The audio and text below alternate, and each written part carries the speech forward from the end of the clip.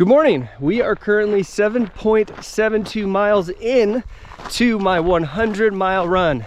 This is my first 100-mile run. This is the Cool Moon 100-miler here in Cool, California. So far, this has been an absolutely breathtaking course. I'm loving it so far.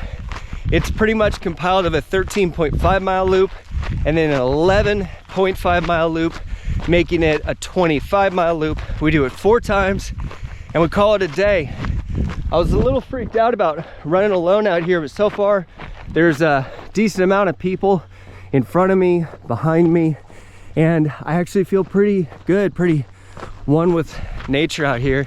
It's kind of funny how that works. You can really mentally work yourself into so much anxiety over something, and then you come out, you do it, and you realize you made it so much worse in your head.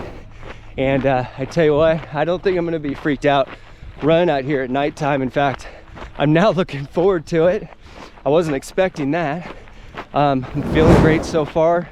I'm doing my whole walk around strategy. My mile time is really good right now. I'm actually doing better than I thought I was gonna do. And I'm gonna put this away. There's the, I believe, American River down there. Looks like we gotta climb. And I'll see you guys in a little bit.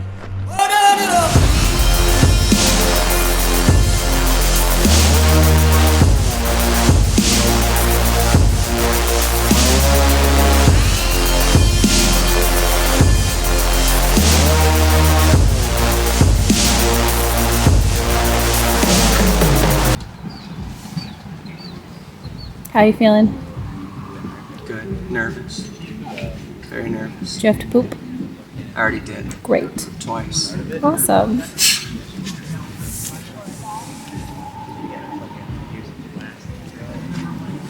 We're just here to finish. I know. I have to keep telling myself that. Just here to finish. Next year you can worry about a time. It's your first one. 30 seconds. It's good to see so many veterans back at the race. I mean, we have people finish Cool Moon and then they go on to the hardest races in the world and then they come back to Cool Moon again. So this is a no last round race. You guys get it done today. I want all those buckles claimed. 10 seconds. 9, 8, 7, 6, 5, 4, 3, 2, 1, go! Good luck, runners! It's your opportunity to be great today. White grease. Good luck, babe.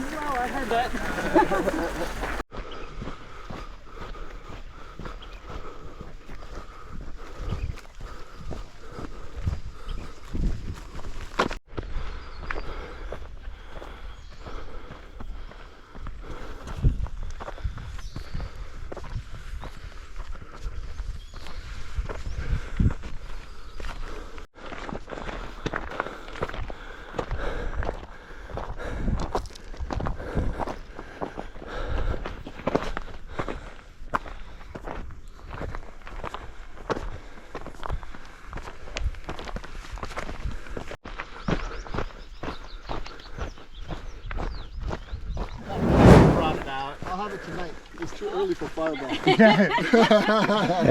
How's it going? Good, how are you? Yeah, I could change your race.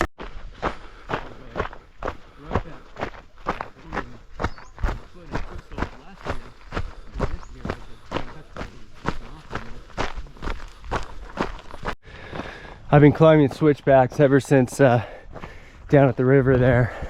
That last sign back there said maybe swearing will help. We've been here before, we're going in circles. All these pretty funny signs as we continue to climb up here. Not too bad though, just pace yourself and love trekking poles. I've seen this before too, make Cool Moon a Western States qualifier. I've heard that they've been wanting to make this run a qualifier. Seems reasonable. What do I know? I've never done Western States. All right, we're coming up to water here. I'm gonna fill up and keep moving. All right, we're a little after 10 miles and we're hitting another fully loaded aid station, and their aid stations are awesome. They have very good food. Looks like we got bathrooms here I'm gonna utilize, and gonna throw away some trash and keep moving.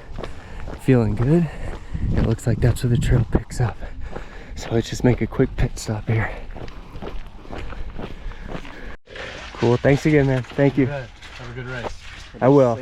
Oh, that's Yes, this is, Grab one of this is these. Speed. That looks awesome. Singo It's a is the full race peanut director. butter and jelly sandwich. There's where our drop bags are, but I don't even need to touch mine. All right, let's get back on trail. I think I was there for maybe 3-4 minutes. I got some granola, one of these peanut butter and jelly sandwiches. Let's finish this loop. I'm loving this. I can see why people come back and do this race over and over again. This is really enjoyable. All right, almost to 11 miles. I just ate the peanut butter and jelly sandwich, a granola bar, drank a bunch of water. It was pretty cool. At that aid station, I ran into Tina when I was, I messaged a bunch of people on Facebook that were doing the race because it really terrified me to run at night by myself out here. Now it doesn't. Now that I'm out here, it's like, okay, I can do this. This is gonna be a good time. But when I was talking to people, I didn't ask anybody, hey, can I run with you or anything like that? But Tina actually was like, hey, if you want to team up and I'll run with you. And so generous, so nice. That's so awesome that I ran into Tina. If you're watching, thank you. And I'm sure, maybe, hopefully we can run into each other again, and you never know, maybe we are gonna end up running together. But right now, I'm doing a little road running here, and we're gonna get back to it. We're about almost to 11 miles. About 12 and a half miles in.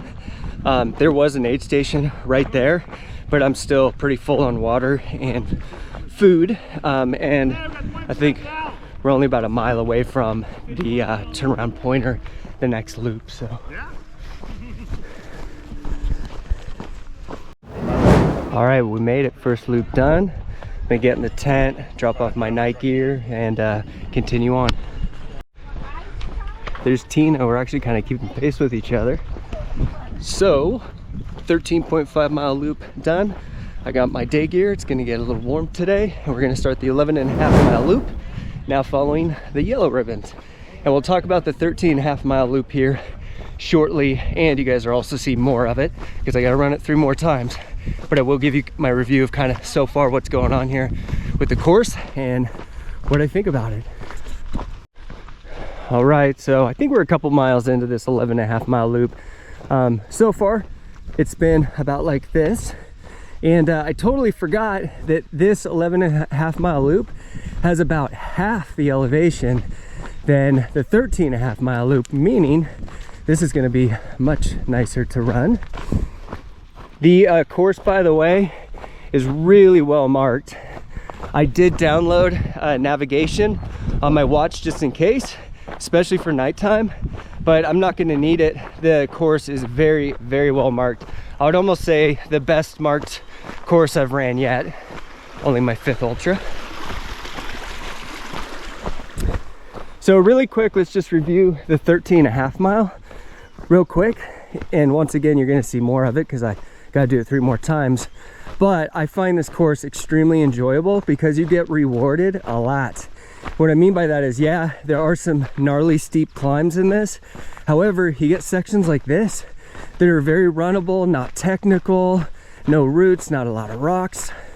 Where if you look at my secret beach run, when I did that whole run was just gnarly. There was no reward at all. Like, the views and the scenery was your reward, but the trail itself was really miserable for me. I did not enjoy that one at all. This I'm enjoying. This is a cool course, so let's get back at it. Oh, my feet just got wet. I think people put these planks here to help out, but my feet are dipping below. I just saw somebody trudge straight through there. Ooh. Well, mile 15.52, my feet are officially soaked. That's all right though. In this weather, they will dry very quickly.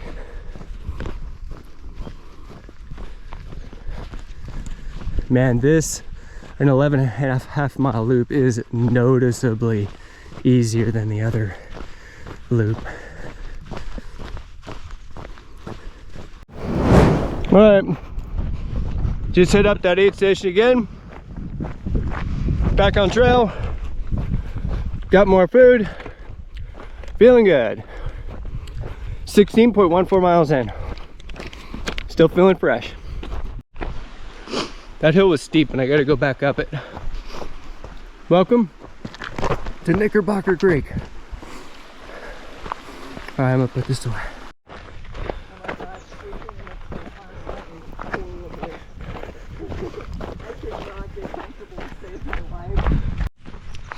All right, there's a little spot that had water and ice. I filled up my water, put some ice in my hat. Very cold, but very refreshing. This hat, by the way, I dig it. This is my first race actually using it. And putting in some miles with Tina. We keep running into each other. Pretty funny how that worked out. The Cool Zoo aid station. Hey. Hi, what can we get you? But even still, I thought that the last time when they had the car where it is right now on the table, they still made us go back to there and get onto the trail. Oh, it's like way over by like Chico. It's like beyond. All right, getting back to the aid station. I think this is Knickerbocker aid station. So far, this doesn't have too much elevation gain. However, there are some pretty steep hills by that creek. And then I will say, I love my trekking poles. I talk about them all the time. The 11.5 mile loop, I wasn't really able to use my trekking poles for, I would estimate, maybe 80% of the trail. It was very single track. And then definitely keep your eyes peeled. Tina was telling me one year when she was doing this one on one of those narrow tracks was a rattlesnake that almost got her. So definitely keep your eyes on the ground. All right, 25 miles complete. We just completed the 11.5 mile loop. That was actually slower for me than the first loop, which is surprising because it was less gain. Might be the heat. I think it's almost like noon right now and it's only gonna get hotter. But yeah, that was actually slower for me. I wonder if Brittany's here. We'll go see. All right, fueled up. And we're gonna start the loops all over again. I got some more of these PB&J. I got some more gels. We are 25.23 miles. Feeling good. And Brittany wasn't there, so hopefully she'll be there. And then me and Tina, for the most part, have been running together. But at the aid station, I kind of lost her, so hopefully she'll keep up. I know she was saying she may not do the whole race, so we'll see. Hopefully she keeps going. Keep going, Tina. All right, beware of pigs. This is where the climbing starts. And this is where it can get pretty rough here on the 13.5 miler, but we do get rewarded with nice runnable sections later. Actually, what I just ran was a little bit more technical than I remembered when we started. It's not crazy, but there's a decent amount of rocks and kind of areas you got to get around. I almost tripped, but my trekking pole saved me every time. Man, if it wasn't for these, I would have eaten it about a dozen times by now.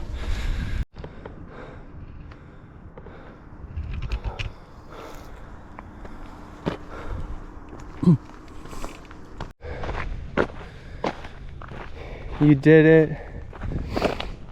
Now K2.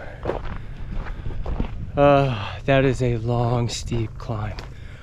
The heat's getting to me. I think I'm only about, I don't know, a mile or so away from that aid station. I only have like one mouthful full of water left. I feel great otherwise, feeling's good. Overall, I feel great. This heat is just beating down on me. And I need water. So I'm really looking forward to this next aid station. I'm gonna drink a lot of water and get in a lot of electrolytes.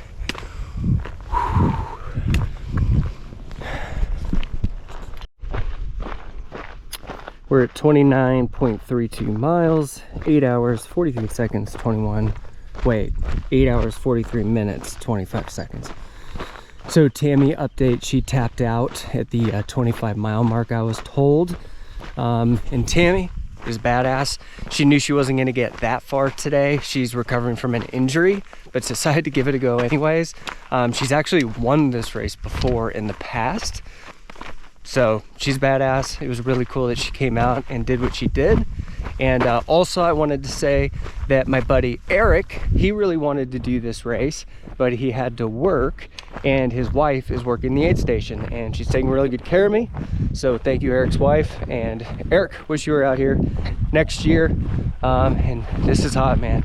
This is really hot. I need water. I feel better now that I'm off that K2 hill, but man, whew, need water. Oh, I think I'm hallucinating. It looks like there's a place over there that has food and water. Oh, I need it bad.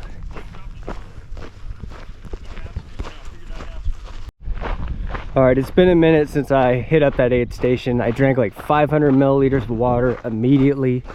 Ray Sanchez, the legend, dumped water all over me, which was very helpful. Thank you, Ray. And loaded up. I feel much better.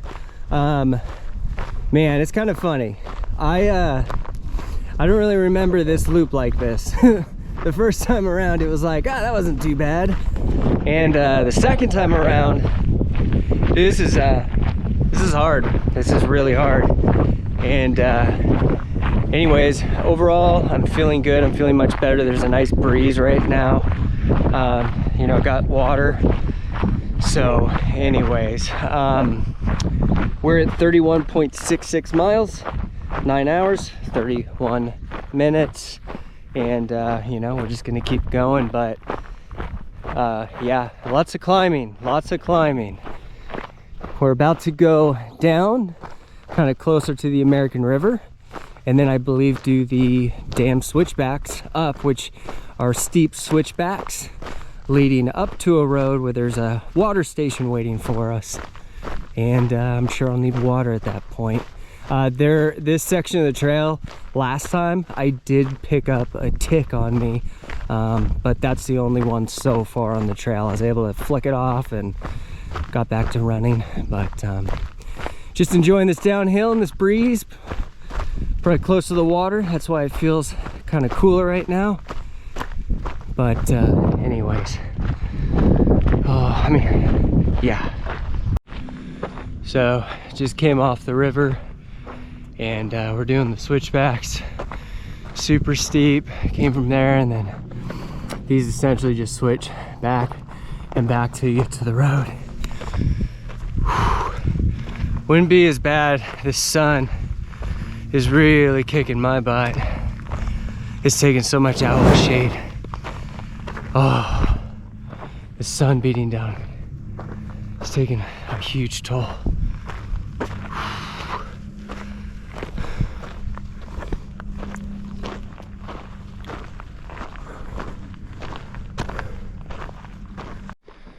That climb sucks. That is so much longer than I remember. I just downed about 1 liter of water with electrolytes. I put ice in my hat, and we're continuing onward. This sun is kicking my ass. Feeling like I'm gonna vomit a little bit right now.